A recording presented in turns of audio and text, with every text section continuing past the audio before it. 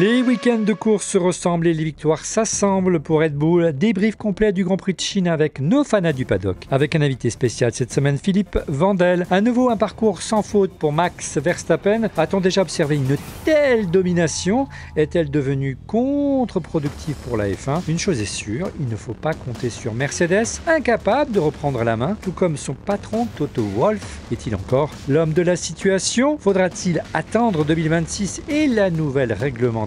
C'est le pari de Fernando Alonso qui re-signe avec Aston Martin et Honda. Le mariage raté avec le constructeur nippon du temps de McLaren a-t-il laissé des traces? Débat. Bonjour à toutes et à tous, très heureux de vous retrouver pour ce nouvel épisode dont on refait la F1. Merci infiniment pour votre fidélité et n'hésitez pas à nous soutenir en vous abonnant à notre chaîne YouTube et à bien sûr liker cette vidéo. Vous le savez désormais, On refait la F1 dispose de sa propre chaîne YouTube et je vous invite donc à vous abonner en cliquant sur le lien sur la description de la vidéo. Vous savez, on n'est plus diffusé désormais sur la chaîne d'On refait le Mac. On refait la F1 dispose de sa propre chaîne, donc abonnez-vous. Et attention, vous le savez, nouveau jour de diffusion désormais. On refait la F1. C'est chaque lundi, c'est simple, après un Grand Prix avec pour arbitrer, comme chaque émission, nos fanats du paddock qui sont, comment dire, parfois de mauvaise foi, dirons-nous. Pas vrai. Mais si. Notre team principal, monsieur Éric Boulier. Bonjour Éric. Bonjour à tous. Bonjour Philippe. Bonjour Eric. Alors, à mes côtés, un invité exceptionnel cette semaine, un journaliste que vous retrouvez tous les matins sur France Info, la télé, Oui. pour tout et son contraire. Tout et son contraire. Philippe Vandel. Bonjour Philippe. Bonjour, merci de m'accueillir ici, je suis ravi. Merci d'avoir accepté notre invitation. Philippe, tu es un grand fan de F1, je crois. Tu as également été un speaker officiel du Grand Prix de France. Oui, c'était la dernière fois quand ça se passait au Castellet, c'était absolument formidable. Et ensuite, il n'y a plus, pour plein de raisons, plus le Covid. Mais c'était absolument génial d'être là et de voir comment ça se passait. Et Éric Boulier était pas loin, il était dans les parages, Éric. Oui, il paraît. Exactement. Et en plus, je peux dire que Philippe est un grand connaisseur de la F1. Alors, pour le quiz, ça va être compliqué, Guillaume. On va voir. Alors, tu supportes quelle écurie officiellement? Alors, je supporte officiellement, et le mot supporter a deux sens. Ouais. Je supporte Alpine. Je les supporte et j'essaye de les supporter. Alors, je ne sais pas si on peut mettre le synthé. Alors, tu nous as demandé de rajouter une petite citation dans le synthé. Godasse de plomb. Godasse de plomb, pourquoi Godasse Godasse de plomb, c'est moi, je suis la F1 depuis que j'ai pas 6, 7, 8 ans ou 9 ans, depuis que je suis enfant. Et ma première idole, le premier pilote que j'ai vraiment aimé, c'était Jean-Pierre Jarier. On l'appelait Godasse de plomb. Le mec, il a réussi à péter une transmission On le voit là, regarde. sur le départ. Et là, regardez l'appui de ses caisses, c'était une Shadow.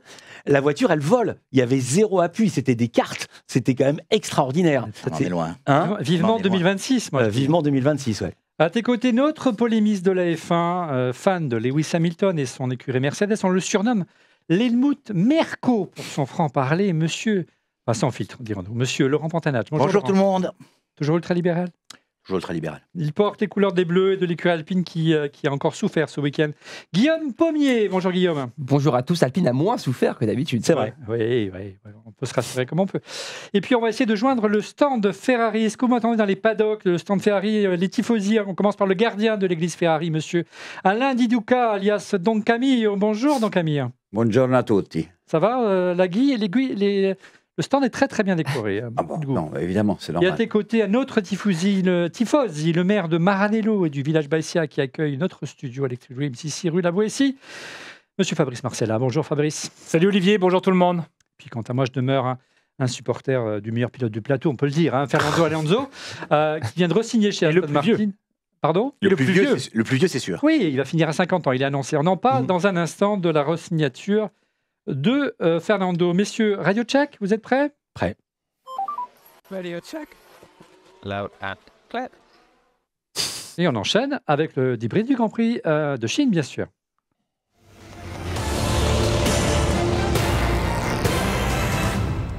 Premier chapitre de cette émission, une question toute simple, est-ce qu'il y a une domination exacerbée sans partage? Est-ce que Max Verstappen domine un peu trop? Il a encore remporté la course sprint et la course dimanche en plus de la pole position. Il manque que la pole de la course sprint pour aligner tous les records, et le meilleur tour en course, il n'a pas eu. 4e victoire d'affilée pour le triple-champion du monde. Laurent, une domination qui, moi, je trouve inquiète également les organisateurs de la F1. Ouais, alors après, les mérités, il pilote super bien. Tu vois, sportivement, les mérités. On peut rien dire, quoi. C'est pas comme si, tu vois, il y avait. Non, ce qui est inquiétant, c'est que tu sens qu'il est un niveau au-dessus. Bah, tu vois, à la limite, il s'amuse, quoi. À la fin, il fait même des, tu vois, il lâche des petites bombes au téléphone. Ah ouais, je passe un coup de fil. Dis-moi, il n'y avait pas un petit peu de débris sur la route? Non, mes pneus vont bien. Bon, non, histoire de, tu vois, de juste, c'est lui qui pimente, quoi, presque. Et puis il gère. On parlera des écarts, mais il gère, on le sent bien. Ah ouais. On avait dit qu'il finirait avec 30 secondes d'avance. Au final, s'il n'y a pas les voitures de sécurité, on se retrouve avec, on aurait fini avec cette avance-là. Alors, on a eu une discussion avant le début de cette émission, Laurent, parce que tu as discuté avec Lucas Parlefin, le célèbre youtubeur, qui a reçu Margot Lafitte, que connaît bien notre ami Eric, de Canal. Il y a une petite inquiétude autour des audiences qui sont impactées par ça? Non, on se posait une question et lui il a plein de projets en cours, d'autres des projets dont il en parlera lui sur le sport, sur d'autres sports et sur d'autres sujets. Mais il fait un constat qui est assez juste et je pense qu'on est tous autour là à le penser, c'est que la F1 elle est un peu lisse aujourd'hui. Et en fait c'est un enchaînement de petites choses. On a vu tout à l'heure. Ce n'est pas que l'ultra domination. Non mais on a vu tout à l'heure la voiture qui volait avec les roues qui volaient. Aujourd'hui, quand tu vois une voiture qui vole, c'est qu'elle est perdue. Généralement, elle revient. Voilà.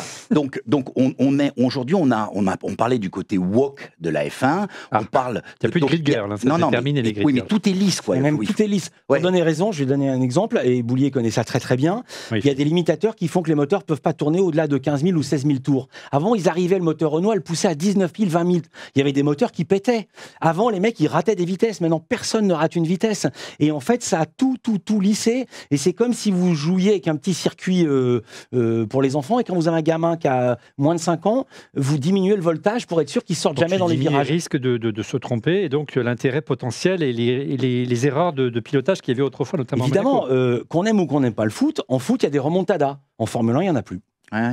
Attends, juste pour ajouter quelque chose, il y a, je raconte tout souvent cette histoire, et je la raconte en off, et je la raconte.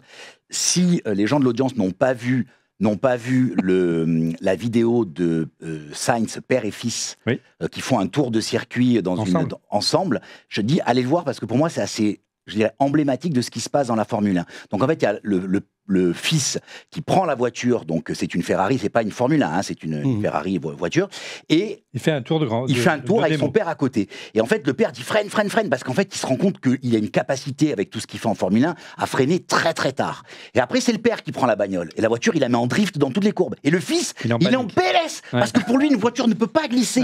Et donc en fait, aujourd'hui, la F1, alors que quand on voit les images d'il y a ne serait-ce que 10 ans ou 15 ans, la voiture glissait. Et je pense que c'est ça. Aujourd'hui, une Formule 1 qui glisse, c'est plus une Formule 1, quoi. C'est la voiture, tout est parfait. Box. C'est un premier boss. Oui. Tu as mené l'enquête, je crois, de ton côté, Fabrice. C'est un dimanche comme tous les dimanches depuis 3 ans. En fait, on sait d'avance qui va gagner. Et dans un sport, c'est quand même compliqué de se passionner pour un sport dont on connaît déjà le vainqueur à l'avance. Donc, de fait, l'audience, finalement, elle empathie. Et j'ai regardé, moi, plutôt sur les médias italiens, pour voir ce qui se passait notamment. Il se passe exactement la même chose qu'en France. Ça perd 20% d'audience en ce début d'année. En Italie, moins 20% d'audience. Moins 20%. Alors, en plus, peut-être, on aurait pu espérer qu'avec Ferrari, qui revient un peu dans la course, on augmente les audiences. Mais globalement, ce qu'on attend en Italie, c'est qu'il gagne. C'est pas qu'il soit 2e ou 3e. Donc, en plus, depuis quelques années, quand même, la Formule 1, elle est payante. Enfin, honnêtement, moi, pendant très longtemps, quand j'ai pas payé Canal+ pour voir la Formule 1. Donc, on voit bien que de fait... T'as payé pour quoi? J'ai payé pour... Alors, j'aurais pas dû dire ça aujourd'hui. Mais à l'époque, on le voyait encrypté, quand même. C'était plus possible avec le digital. Là, tu m'as fait rougir, Philippe. C'est aussi rouge que mon pull. Non, mais voilà. Et donc, à partir du moment... Moi, je me souviens des dimanches que je pouvais passer avec mes parents sur TF1 à regarder la Formule 1. Voilà, c'était plus accessible. Là, ça l'est un peu moins. Donc, ça coûte quand même un peu cher que de regarder la Formule 1 aujourd'hui. Alors, je me tourne vers le doyen de cette émission qui connaît la Formule 1 par cœur, Monsieur Don Camillo, alias Monsieur Di Duca. C'est pas la première fois, Alain, qu'un pilote domine outrageusement la F1, de la tête et de ses épaules. Mais on sent, tu peux donner quelques exemples peut-être, et au-delà, et on sent qu'il y a quand même une différence cette année encore. Oui, enfin bon, je trouve que l'époque où Ferrari dominait était quelque chose de normal, parce que quand même, c'est une écurie emblématique. Là, maintenant, ça ne va plus du tout. Non, je pense qu'il y a des issues. Effectivement, comme disait Philippe, c'est devenu trop clinique quelque part, il n'y a plus rien. Ça, c'est un vrai problème. Mais il y a aussi des remèdes. Je pense que le fait qu'on ne puisse pas trop empêcher de rediminuer les staffs en Formule 1, etc., et de garder le très haut niveau, qu'est-ce qui empêche de faire comme en WEC, Qu'est-ce qui empêche de faire comme Stéphane Rattel le fait avec succès depuis quasiment 15 ans? On met une balance de performance et on essaye. Et on peut la faire de différentes façons. On en avait discuté en off après le dernier Grand Prix en disant mais pourquoi pas permettre à des plus petites écuries de faire des essais le jeudi et ainsi de suite pour permettre, le MotoGP a fait pareil, c'est permettre aux petites écuries, à Suzuki à une époque, pour remonter, de faire plus d'essais que les autres. Il y a quand même des choses qu'on pourrait imaginer pour faire en sorte telle qu'on ne soit plus dans ce truc où vraiment c'est devenu casse-pied. Il faut être très clair. Alors Eric, tu participais à cette discussion, mais l'autre jour, après l'enregistrement de l'émission, on a prolongé la discussion en disant comment on pourrait faire pour niveler le niveau par le haut et permettre à des écuries qui sont en difficulté, on va parler de Mercedes dans un instant, de revenir au meilleur niveau. Et pour moi, il me semble évident qu'il faut leur autoriser plus d'essais. Est-ce que tu crois à cette formule toute simple de dire, écoutez, le jeudi, vous êtes là, vous tournez. Parce que vous êtes en retard et vous avez droit à des heures à des essais en plus. Pourquoi c'est tout bête et ça ne coûterait pas beaucoup plus cher? Ils sont sur place le jeudi, Eric. Alors, ça coûterait quand même très cher, de toute façon, de faire rouler une F1. Mais après, alors, la balance de performance, puisque ça a été nommé, c'est pas un sujet qui est très excitant. Parce qu'il y a aussi les fondements de la F1, c'est l'engineering, c'est les constructeurs automobiles qui reviennent. Avec une balance de performance, on voit que le Mans, par exemple, aujourd'hui, ça commence à criser. Beaucoup de constructeurs qui commencent à se montrer un peu critiques envers cette balance de performance. C'est jamais facile de mettre le curseur, quoi. Alors, quand tu parles de balance de performance, juste pour rappeler, pour ceux qui n'ont pas suivi, c'est qu'on donne des handicaps à des handicaps, comme avec les chevaux.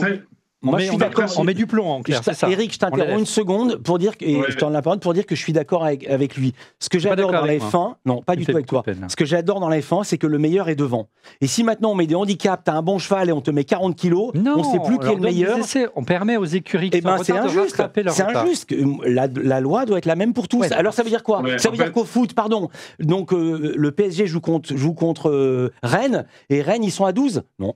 Il y a quand même une différence avec le PSG, c'est que le PSG a un budget illimité parce que c'est un fonds public. Merci, voilà. Alors, oublions le PSG. On ne joue pas à 11 contre 12.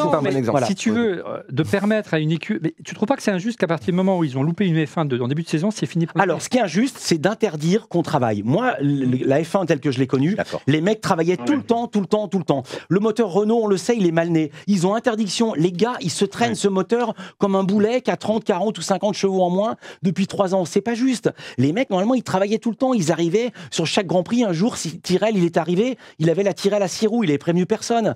Quand ils sont arrivés, les John Barnard avaient inventé la boîte à vitesse comme ça, ils prévenaient personne. Maintenant, on n'a plus rien le droit de faire. Je trouve pas ça juste. Gordon Murray avec le ventilateur à l'arrière. C'est tellement génial sur la Brabham. Voilà. Moi, je suis contre ça. Non, je suis tout à fait d'accord avec Philippe. Je pense qu'il faut. Et Laurent, il y a trop de règles aujourd'hui en F1. Mais il faut quand même, si vous vous rappelez, si je reviens un peu à mon époque en F1, 2012-2013, de mémoire, il y avait genre 10 vainqueurs de Grand Prix sur les 12 premiers Grands Prix.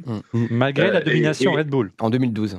Oui, mais c'est malgré la domination Red Bull, mais la vérité, c'est qu'en fait, la réglementation était plutôt contraignante, enfin, assez restrictive, mais tu faisais ce que tu voulais dedans. Et je pense qu'il faut plutôt revenir à ce genre de système. Et il y avait 3 marques de pneus. Et donc, tu avais le gars qui partait avec les Michelin, le gars qui avait les Goodyear, et c'était pas pareil, un qui était mieux sur le sec, l'autre qui était mieux sur la pluie, et donc ça rebattait les cartes. C'est formidable. Finalement, de donner des handicaps, même si c'est par des choix de manufacturiers. Alors, on le disait tout à l'heure, il y avait historiquement, Laurent, des écuries qui ont toujours dominé. À l'exemple de Mercedes très récemment, tu parlais de Ferrari tout à l'heure, donc Camille, je fais ça parce que je pense au stand de Ferrari qui est loin de nous, bien très loin de nous. À la différence que cette année, Laurent, et puis depuis 3 ans, il y avait au moins des bagarres entre coéquipiers. C'est pas le cas chez Red Bull, quoi. C'était pas le cas chez Ferrari. Mais de temps en temps, Barrichello arrivait à en passer une. Mais Rosberg, à part Rosberg, une année, peut-être 2. Mais après, quand Bottas arrivait, il y avait plus de détails. On va parler de Bottas et de la gestion de notre ami Toto. Mais non, mais c'est certain que en fait, ce qu'on a envie, c'est de voir du combat. Et c'est ça. On a envie de voir des dépassements. Et donc, on a le problème des voitures trop grosses, trop larges, trop lourdes, donc où ça dépasse pas. Là, sur le circuit, je me disais à un moment donné, il y a des endroits qui sont larges. Tu pouvais faire rentrer 3 3 voitures. Ça m'a fait plaisir de me dire, bon, ça pas pour autant que ça a doublé plus. Mais là, il y avait de la place. Oui, il y avait de la place. Il y avait de la place et il y avait des beaux enchaînements. Il y avait des beaux enchaînements qui fait que tu avais plein de pilotes qui ont pris des entrées et des sorties différentes. Et ça, en fait, c'est peut-être ça aussi. Tu penses à Stroll? Non, lui, il a pris un tout droit, c'est pas pareil. Lui, l'habitude, c'est bien. Et on en parle. C'est le handicap de. C'est une manière différente de piloter. Naturel, on a toujours besoin d'un Canadien qui fracasse les autres. Donc avant, on avait Latifi, maintenant on a Stroll. Les amis, un petit clin d'œil en préambule à nos sponsors cette semaine, NordVPN qui vous propose une solution pour sécuriser votre navigation sur le net et pour vous fans de F1, une solution économique et simple pour regarder la F1 sans abonnement ou presque.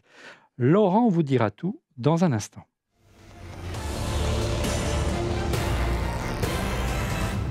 Alors les amis, quels sont vos tops, quels sont vos flops pour ce Grand Prix de Chine? On commence tout de suite avec Philippe. Alors le flop, je pense que tout le monde va être d'accord avec moi, c'est Lance Stroll. Vas-y, le flop. Le flop, c'est plus intéressant, c'est Lance Stroll. C'est juste pas possible. Rappel des faits. Comment? Rappel des faits. Rappel des faits, dans un tour de formation, avant, une fois que, de mémoire, le Pescar s'est écarté, il a trouvé le moyen d'aller emboutir et de soulever quelqu'un, mais comme une pelle à tarte. Ouais. C'est pas de sa faute, il a dit. Comment? C'est pas de sa faute. C'est la faute de son papa qui lui a maintenu son contrat. Franchement, c'est juste ça. La voiture qui est donc il tape dans Ricciardo, et Ricciardo vient taper dans l'arrière de Piastri. Hein. Ouais. Donc il fracasse la course de Piastri. Il a fait un strike. Non, Qui freine, qui est le premier à freiner, et tout le monde freine derrière, sauf Stroll. Non, mais tout ça, c'est le népotisme. S'il n'avait pas son père, il n'aurait pas de contrat. S'il n'avait pas de contrat, il n'aurait pas fait la connerie. C'est la vie. Je dis sur mes fiches que vous avez quasiment tous attribué le flop à Stroll. On fait tourner un petit peu la parole. Qui d'autre? Non, moi, je vais attribuer à Stroll. J'en rajoute une. En dénombré, mais rapidement, j'ai dénombré quelques accidents de Stroll depuis qu'il est en Formule 1. C'est Williams, 15. Ah oui. Quand même. Hein, il est chez Aston. On parle du népotisme, on en est vraiment là. Quoi. Ouais. Moi, je dis, lance ce troll. Voilà. C'est tout. Il faut se débarrasser d'un pilote pareil. Latifi, au moins, il était marrant. Il a fait, enfin, pas pour toi, Laurent, non, pas pour moi, non. Mais pour la plupart des gens, Latifi faisait des choses à haut niveau, quoi. C'était, il transformait une course. Ouais, il relançait la course. Je suis d'accord avec toi. Il relançait la course. Il relançait la course. Ouais. L'autre, il rentre bêtement dans Ricciardo. Et alors, le culot qu'il a eu de dire, attends, mais pourquoi il a freiné celui-là? Non mais. Et j'ai adoré la réponse de Ricciardo quand on lui montre dingue. La vidéo, il dit, j'étais en train de me calmer, mais là maintenant, je vais le défoncer. Il y a quelqu'un qui a dit quand même que c'est exceptionnel, que Lance, qui d'habitude fait des interviews qui durent à peu près 8 secondes avec 3 mots, là il a fait une interview qui a duré 24 secondes et que pour la première fois de l'histoire, on a découvert qu'il était capable d'aligner plus de 8 secondes de mots. Quoi. Pour dire quoi? Pour dire quoi? Ah oui. Pour dire qu'il n'était pas responsable. Magnifique. Ça ralentit, je peux plus m'arrêter. Guillaume, tu en rajoutes? Non, tu rajoutes? J'ai rien à rajouter, non. Voilà, tout a été dit. Ouais. Il est là, on sait pourquoi il est là. Après, on pourra rien changer, c'est comme ça. Eric, tu veux en rajouter un petit peu pour prendre la défense quand même? Non, c'est sûr que... Alors, pour refaire un peu l'histoire quand même, hein, c'est son équipier, d'ailleurs, Fernando, qui se met au freinage. Et qui provoque ce petit effet accordéon. Et Stroll, en fait, ne regardait pas, effectivement, et donc il n'a pas freiné, il s'est empilé, mais c'est surtout sa réaction qui a été un peu pathétique. Et puis, dans la partie du flop aussi, pour moi, où j'ai mis Stroll, c'est son manque de résultats vis-à-vis de Fernando. Il coûte quand même beaucoup d'argent à l'écurie, non seulement parce qu'il casse sa voiture, mais aussi en termes de points. Ouais. Donc, voilà. Il est quoi, à 1 seconde en moyenne? C'est ça, en gros, entre 7 dixièmes et 1 seconde? 7 dixièmes peut-être, mais toujours derrière. Ouais, mais Fernando est quand même là, le seul qui marque des points, quoi. Donc c'est 100% des points sont marqués. 100% des points là. 100%, je crois, ouais. Philippe, tu nous as donné ton flop, mais pas ton top. Hein. Le top, mais alors j'attendais, parce que je me suis dit, tout le monde va dire Lando Norris, etc. Moi, je me dis, tiens, Hülkenberg, il a fait une course solide, il était à la 10e place, et il m'a privé du premier point pour Alpine, voilà, avec une Haas, pas mal quand même. J'ai regardé, je pensais que son premier point, c'est son 4e. Ouais. Mais quand même, il est pas mal, on se moquait de lui. Il avait été ridicule une fois quand il était chez Renault, il avait tout raté alors qu'il avait le Grand Prix à la portée de la main. Et là, je me dis, tiens, il m'a. En Autriche, je crois, je me souviens plus où c'était, en tout cas, il pleuvait. Alors que c'est un super pilote. Oui. On enchaîne avec qui c'est après? C'est donc Camille, je crois. Top et flop, donc Camille. Donc le flop, on le connaît, le top. Ah, ben c'est pareil. Hein, c'est Lando et c'est Hülkenberg. Hein. Alors pourquoi Lando? Ah là, franchement, il a fait un Grand Prix. Second, hein. À la limite, à la max. Il n'y a pas une erreur, il n'y a rien. Tout il a commis une erreur lors du rien à dire. Du sprint. Du sprint, où il a loupé son départ. Là, je parle du Grand Prix. Voilà. Je voudrais dire quelque chose sur Max, un petit truc. Il n'a pas été parfait ce week-end. Il a perdu 1 point. Ouais. volé par Fernando. Eh oui, heureusement que Fernando est là pour mettre un peu d'intérêt dans les Grands Prix, les amis. Il a mis des nouveaux pneus. Non, mais voilà. Il a déjà gagné. Le seul qui a réussi à battre quand même Verstappen, hein, c'est Sainz. Hein, et ça fait 2 ans que c'est le cas. Hein. Donc, oui, on va arriver à vous, monsieur Pépone. Guillaume, ton top et ton flop. Alors le flop, c'est Stroll, comme Philippe. Mon top, c'est les progrès d'Alpine. Non. Les progrès. Mais si, il y a eu des progrès. Il y a eu des progrès. Il y a des évolutions qui sont arrivées en Chine. L'évolution, c'est un nouveau front plat. Non, laisse-moi développer. Si, moi je suis d'accord avec lui. Déjà, ils sont Q2. Ils sont, voilà, alors qu'ils ne l'étaient pas. Oui. Alors, revenons d'abord à la base. Pourquoi, pourquoi ça a mieux marché? Ils visaient quoi, la troisième place du podium? Laisse-moi développer. Déjà, il y a un nouveau fond plat et un nouveau châssis. Et c'était sur la voiture Ocon 3e, Gasly 13e. Tu es content de ce résultat? Non, on n'est pas content, mais c'est les progrès. C'est pas la réussite, c'est les progrès. Et ça a mieux marché. Donc, pourquoi? 2 raisons. La voiture, elle est un peu plus légère maintenant. On a perdu un peu de poids. Et deuxième raison, il y a un peu plus d'aéro. Donc, ça a mieux marché. Alors, ensuite, les résultats. Effectivement, les 2 voitures sortent de la Q3. C'est la première fois que ça arrive depuis le début de la saison. Q2. On va se calmer. Elles sortent de la Q3, elles vont en Q2. Ouais. Et ensuite, au niveau de la course, alors effectivement, Ocon est 11e, Gasly 13e, et Ocon est à 2 secondes de Hülkenberg qui est de la 10e place. Donc, il y a des progrès. Évidemment, c'est pas là où on veut être. Et puis, les évolutions sont arrivées plus tôt que prévu. Hein. Elles sont arrivées plus tôt que prévu et elles seront disponibles pour Gasly à Miami. On le sentait un peu frustré d'ailleurs de ne pas avoir. Alors en fait, ce qui est marrant, c'est que Gasly était frustré et pense que les upgrades ont vraiment beaucoup servi Ocon et Ocon a atténué un peu ça en disant l'aéro était meilleur globalement, mais on n'est pas sûr vraiment. Il était devant. Et je pense qu'Ocon a un peu raison et du coup, ça m'inquiète un peu. Pourquoi? Parce que Gasly, sans l'arrêt au stand raté, il n'est pas si loin qu'Ocon. Hein. Il n'y a pas une énorme différence entre les deux. Donc, et il n'avait pas les évolutions. Donc je me dis, est-ce que vraiment les évolutions vont faire gagner beaucoup de temps? C'est pas encore certain, on va attendre. Mais, conclusion, je suis d'accord avec ça. Je me tourne vers l'autre supporter de Alpine. J'en rajoute pas, je suis d'accord avec ça. Non, ce qui me fait de la peine, c'est les arrêts au stand. Je n'arrive pas à comprendre, même si ta voiture est pas bonne en aéro, même si ton moteur est pas bon, les arrêts au stand, c'est une sorte de... C'est un balai, j'aurais bien avoir l'avis d'Eric là-dessus. Comment se fait-il que c'est toujours la même écurie qui fait en plus les meilleurs temps? Il disait les 4 meilleurs temps d'arrêt au stand, c'est Red Bull. C'est répété ces choses-là. Pourquoi ça marche pas, même sur une petite équipe? Eric revient. Alors déjà, il y a... tu es obligé d'avoir en fait tout un emplacement à l'usine où ils peuvent s'entraîner tous les jours. Donc les grosses équipes ont carrément une sorte de mini garage, une réplique. Et surtout, tu mets des ingénieurs qui sont dédiés. Alpine l'a pas, ce mini garage? Je pensais qu'ils avaient quand même le budget pour ça. Je sais pas s'ils l'ont, mais quand je suis allé chez McLaren, il n'y avait pas, par exemple. Et en fait, en plus, tu vas dédier des ingénieurs pour améliorer les systèmes de pistolets. Donc ce sont des gens qui travaillent à plein temps uniquement pour améliorer tout ce qui va être l'équipement des pit stops. Et il faut encore, effectivement, Red Bull, ils sont les meilleurs. Ils ont aussi les hommes, c'est-à-dire qu'il faut les préparer physiquement, ils ont tout fait mieux que les autres, et il n'y a que les grandes équipes qui s'en sortent en fait, et les petites ne mettent pas assez de moyens pour être meilleures là-dedans. Alpine n'est pas une petite équipe. Mais oui. On a vu l'arrivée. D'abord, qu'est-ce que tu as pensé de ces évolutions? Et surtout, on a annoncé l'arrivée de David Sanchez qui quitte McLaren et qui arrive chez Alpine. Tu connais? Et puis, tu as vu la réaction également de Bruno Famin qui a dit que l'écurie n'était pas à vendre, du moins pour le moment. On dit toujours ça, quand une écurie est à vendre, on dit qu'elle n'est pas à vendre. Ça permet de faire monter le prix. BFM TV n'était pas à vendre et elle vient d'être vendue.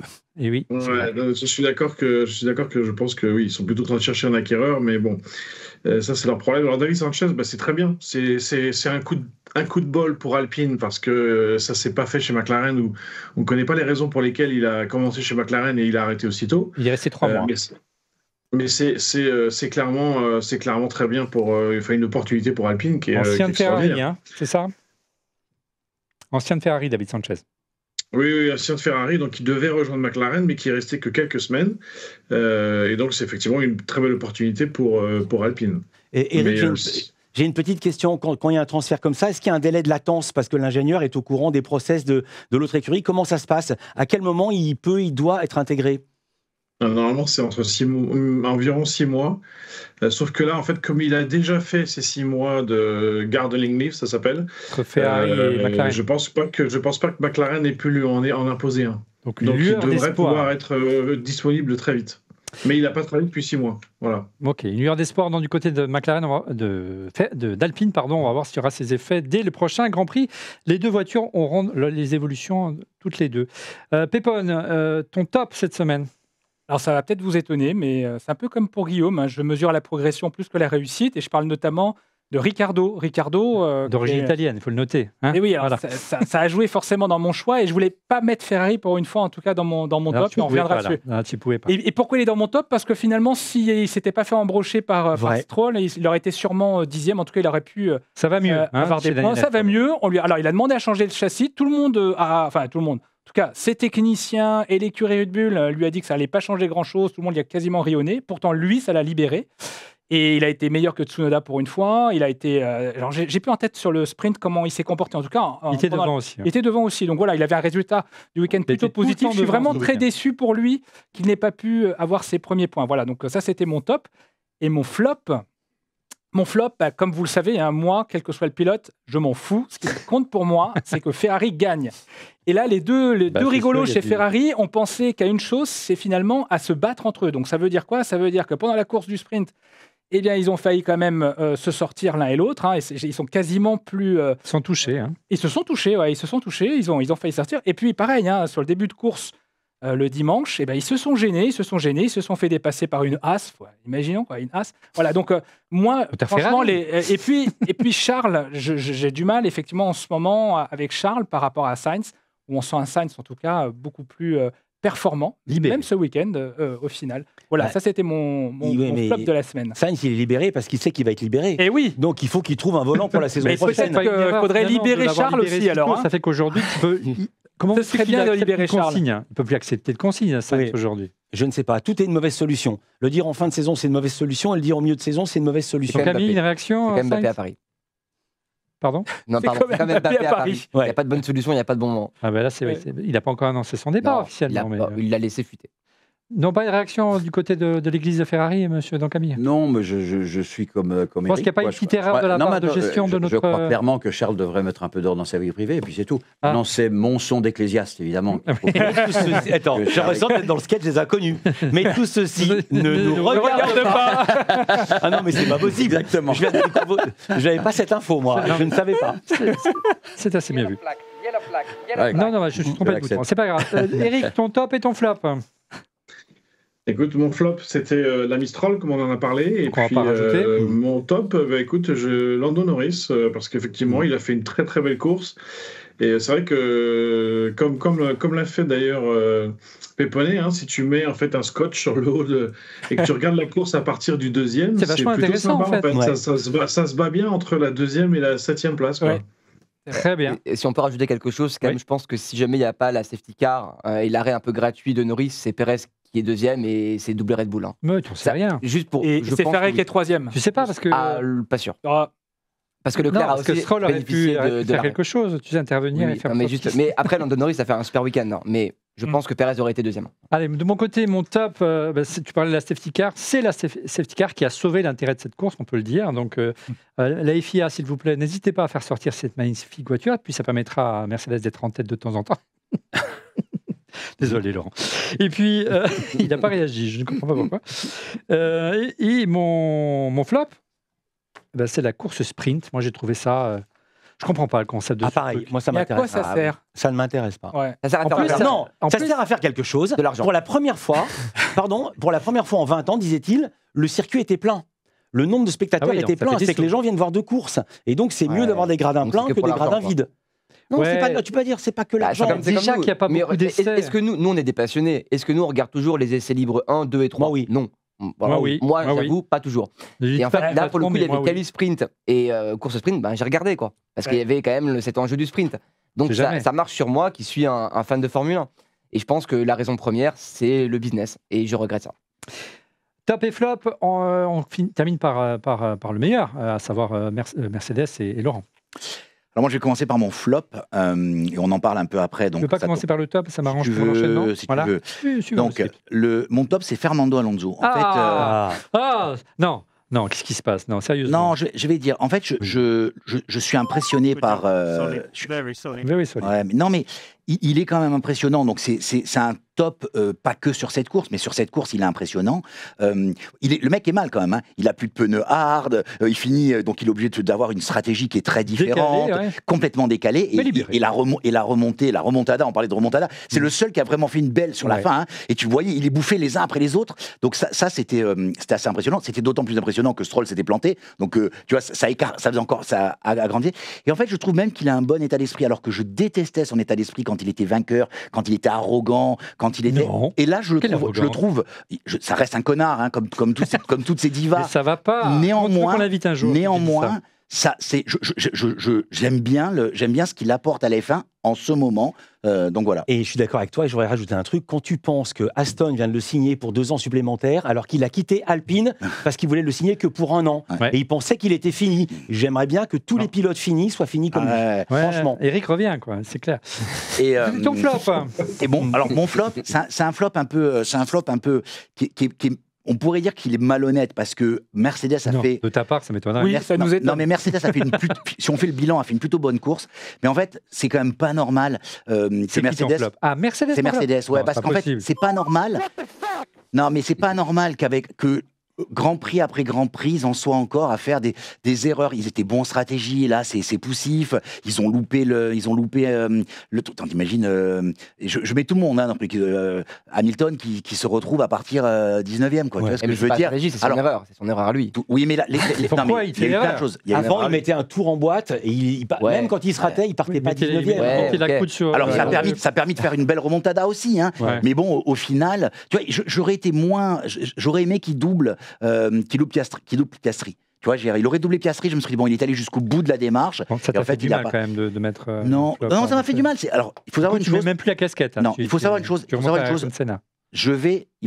suis en recherche de qui je vais avoir envie de soutenir après, sur l'après. Ce qui me plaisait. Ce qui me fait. Attends, du supporterisme, quoi. Donc, franchement. Moi, je suis très. Non, Alpine, c'est pas une solution pour le moment. Non, mais c'est pas une solution. Il y a peu de choses qui puissent faire que ce soit une solution pour moi, Alpine. On t'invite chez Alpine. Donc je sais, mais il y a peu de choses qui font que ça fait. Donc. Je vous donne juste le truc. Ce qui me plaisait chez Mercedes, on va en parler après, c'est un peu cette espèce de rigueur, cette espèce d'efficacité, cette espèce un peu de côté presque austère allemand. Quoi qu'il en soit, ça marchait. Et ils ont même pas ça, quoi. Ils ont même plus ça. Ouais. Voilà. Donc voilà. Allez, Toto Wolff, tu en parlais, le patron de l'écurie semble ne pas parvenir à taper du poing sur la table, bon sang, et il voit partir les forces vives de ces équipes les unes après les autres, à commencer par Lewis Hamilton qui part chez Ferrari. Ça mériterait bien sûr un petit chapitre.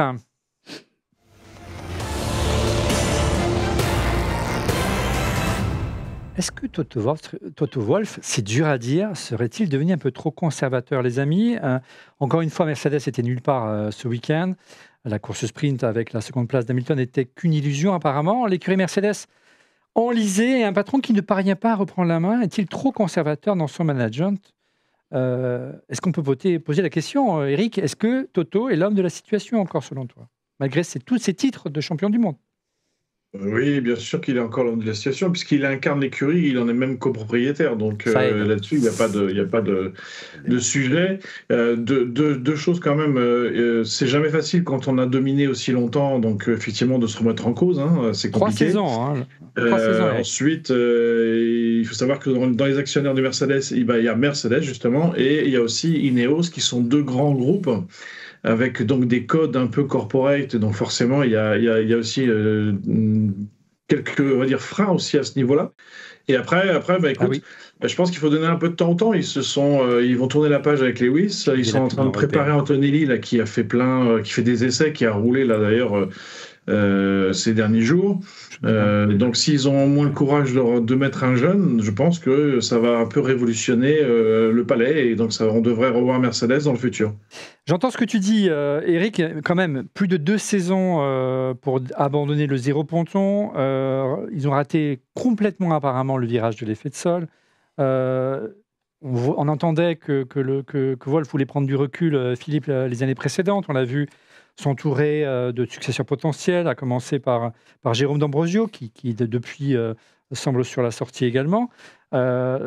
D'ailleurs, il a dit qu'il ne viendrait pas sur le circuit du Japon et au final, à la dernière minute, il est venu. Un pas en avant, un pas en arrière. Mais en même temps, la gestion des pilotes est quand même assez particulière. Oui, mais les pilotes, c'est un pas d'ombre. Non, mais moi, j'aurais pris Alonso à la place d'un Bottas. Il aurait tout pété. On est d'accord, mais peut-être qu'il les a fait chier à l'époque où il était une diva, comme tu l'as dit si bien. Oui, mais juste un mot. Dans cette situation-là où il n'a plus de pilote pour l'année prochaine. Je faisais un parallèle avec le foot. Le foot, c'est le foot. La Formule 1, c'est un sport mécanique. Comment tu veux garder les gens si ta voiture n'est plus le meilleur cheval du plateau? C'est impossible. Hamilton, il n'est pas parti à cause des problèmes avec Toto, il est parti à cause des problèmes de la Toto, de la voiture, de l'auto. C'est l'auto qui n'avançait pas. C'est qu'il ne croit plus dans le projet, c'est quand même un désaveu. Il faut voir les choses différemment. Il a réussi à tenir 3 saisons. C'est comme un couple qui ne divorce pas. C'est au contraire, c'est une très très bonne gestion des hommes. J'ai vécu ça. Non, pas du tout. J'ai jamais été marié, donc. Mais simplement, au contraire, c'est une très bonne gestion des hommes, je trouve. Départ de James Wall, départ d'Hamilton, Jérôme D'Ambrosio. 50 courses en victoire, tu peux ajouter. Pour Hamilton, ouais. Donc, t'imagines. D'Ambrosio, tu as compris ou pas, Eric, de ton côté? Alors, la valse. En fait, j'ai pas compris déjà pourquoi il a rejoint l'écurie. Mais donc, rappelons qui est D'Ambrosio historiquement, peut-être Eric. C'est un ancien pilote. Ouais, c'est un ancien pilote qui a fait un peu de management en Formule I chez Venturi, qui était en fait l'assistant ou le second de Suzy Wolff, justement, et qui ensuite a eu des velléités pour monter chez Mercedes, mais je ne suis pas convaincu que Jérôme était forcément le bon profil pour ça, en tout cas, et la preuve en est, c'est qu'il n'est pas resté. Ouais. En tout cas, Laurent, une chose est sûre, c'est que malgré les résultats sportifs qui ne sont pas au rendez-vous, les records financiers s'enchaînent pour Mercedes. Énorme. C'est devenu la première écurie à dépasser le chiffre d'affaires de 500 millions de livres sterling. T'imagines c'est plus que Red Bull. Ouais, qui a 380 et quelques, je crois, donc je veux pas ou 400, donc bon. 385,6 millions de livres. Donc tu vois, c'est. Comme quoi, de perdre, parfois, ça rapporte des sous. Ouais, non, après c'est une machine de guerre. C'est la boîte, elle est cotée, tu vois, elle est estimée la valeur à plus de 1 milliard. Tu vois, ça y est, ça devient des trucs complètement fous, quoi. Donc il n'y a pas de remise en cause, tu penses possible à court terme, Eric, de Toto. Mais il a 30% de la boîte. Bien sûr que non, et justement, c'est vrai qu'il avait eu des velléités de vouloir un petit peu sortir de l'opérationnel, mais je pense que là, il remet les mains dans le cambouis parce qu'il faut qu'il reprenne les choses en main et on va voir des changements dans le futur. Et comme Philippe le disait tout à fait à juste titre, c'est peut-être un mal pour un bien d'avoir Lewis qui s'en va parce que Lewis a besoin d'un autre challenge et ça, c'est peut-être ce qui va revigorer l'équipe, quoi. Une nouvelle période. Très bien. Laurent, j'en parlais il y a une minute de l'annonce NordVPN, un sponsor fidèle et une super solution pour les fans de F1. Ouais, une super solution tout court, mais pour les fans de F1 en particulier. Donc en fait, on peut choisir le pays dans lequel on veut se positionner. Et s'il y en a qui n'ont pas d'abonnement à BIP, ils peuvent par exemple se connecter en Belgique et écouter les commentaires avec l'accent belge. Voilà, si tu es à l'étranger, tu peux regarder Canal. Et si tu es à l'étranger, tu peux te repositionner en France pour suivre via Canal. Donc ça marche dans les deux sens. Ça aide et ça aide. Et puis bon, ça sécurise ton ordinateur. Il y a plein de services. Vérifier si ton adresse email a été retrouvée sur le dark web. Plein de choses hyper intéressantes.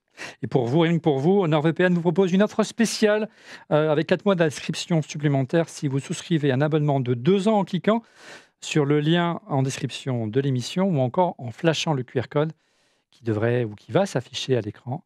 Merci à NordVPN de nous soutenir, sachant que le lien également est dans la description de la vidéo. Donc, si vous voulez soutenir On refait la F1 et également vous abonner et bénéficier des 4 mois d'abonnement, le lien est dans la description de la vidéo ou encore en flashant le QR code. Merci à moins de 2 cafés par mois. Moins de 2 cafés par mois.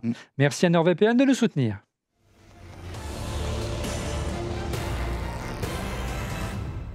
J'ai encore précisé qu'Alonso a encore été impeccable ce week-end. Qualifié 3e à 2 reprises pour la course sprint et le Grand Prix. Une belle manière de célébrer sa prolongation de contrat chez Aston. Pour les 2 prochaines années et l'arrivée d'Honda, il va retrouver Honda donc pour 2 saisons, c'est ça, Eric? Une seule, 2026. Oui, une seule. Donc, et après, on sépare. A priori, il y a à atteindre. On ne sait pas ensuite s'il y aura une extension. Je crois qu'il espère rester encore un peu plus longtemps. Mais alors oui, il va retrouver Honda. Ça te rappelle des bons souvenirs. Le fameux GP2 Engine, n'est-ce pas? Attends, je dois voir ça quelque part. Attends, bouge pas. Attends, écoute bien. Voilà, c'est ça. Ouais, je me rappelle bien.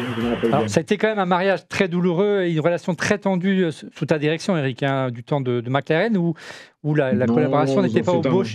a été compliquée avec Honda. Est-ce que tu as pas... Vous en faites un peu trop. Est-ce que tu peux revenir sur cette mésaventure avec nous, Eric? Oui, forcément, la frustration d'avoir... Alors, un petit rappel, le mariage McLaren-Honda c'était magnifique, en fait, comme projet. Simplement, il a profité à Red Bull. Tout le monde avait un peu sous-estimé le temps qu'il fallait pour développer ces moteurs hybrides.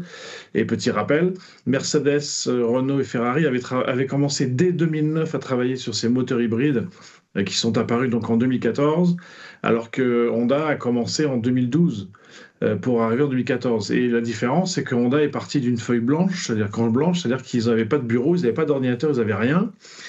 Alors que les autres avaient déjà des centres opérationnels et des bureaux d'études. Et tu l'avais dit ça à Alonso quand il a signé? Parce qu'à mon avis, il n'était pas au courant à ce moment-là. Non, parce que pour la petite histoire, je n'avais pas le droit d'aller chez Honda avant la fin de l'année. D'accord. Une règle interne à McLaren, donc je ne savais pas ce qui se passait. Par contre, quand j'y suis allé, j'ai paniqué. Tu as paniqué? Oui, j'ai paniqué, j'ai appelé Ron Dennis à l'époque et qui m'a dit non, t'inquiète, tout va aller bien. Et ben voilà, on connaît la suite de l'histoire. Parce qu'effectivement, ça se voyait qu'ils n'étaient pas tout à fait prêts, on va dire, mais c'est pas les blâmer, c'était le fait qu'ils aient démarré trop de temps. Ils n'ont pas eu assez de temps pour se préparer en fait avant d'arriver en F1. Parce que je me souviens des réactions de Dennis à l'époque, il disait on signe avec Honda pour gagner, quoi. Hein. Bah, tout le monde dit ça. Dès que tu vois un gars qui dit j'ai signé pour perdre, tu m'appelles. Non, mais là, c'est comme un mariage où tu dis c'est pour le meilleur et pour le pire. Au début, tu crois tous que c'est. Quand Red Bull a incorporé Honda, ils ont dit tu veux que je te dise, et puis ils ont gagné d'emblée. C'était marié au premier regard. Ouais. Bien joué. Eric, je t'ai coupé, pardon. Moi, j'avais une question pour Eric. Eric, petite histoire. Tu peux remettre le jingle GP2 Engine si tu veux. Mais oui, voilà.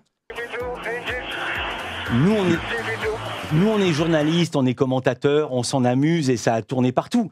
Comment ça se passe après, quand il a dit ça à la radio et que vous êtes en réunion de débrief avec les gens de Honda et Fernando, qu'est-ce qu'il s'est dit à ce moment-là? Il était tout rouge, il fumait de partout, garçon. Attends. Non, en fait, si tu veux, ça a été très professionnel. Tu imagines des Japonais avec des Anglais, forcément, tout le monde est resté très courtois et simplement, c'est dans les hautes sphères de Honda que ça a fait des dégâts. Et d'ailleurs, c'est depuis, heureusement, le PDG de Honda a changé.